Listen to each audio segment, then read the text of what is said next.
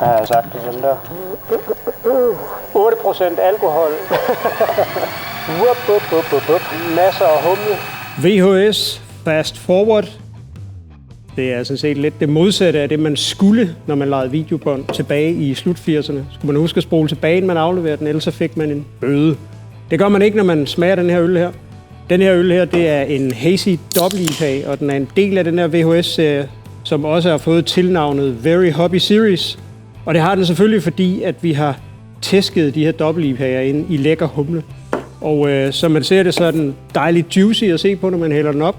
Og står man her, hvor jeg gør, så kan man tydeligt dufte den her hellige træenighed af humle, som netop er Citra, Motueka og så Nelson Sauvin. Så det er 2 lækre humler fra New Zealand, som giver både stikkelsbær, hvidvinsnoter fra Nelson Sauvin. Så har vi Motueka, som kommer med den her friske limesaft.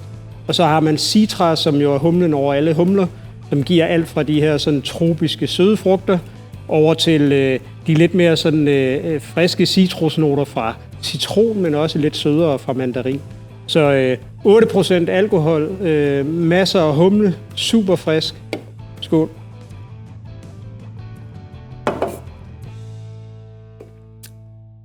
Labba labba.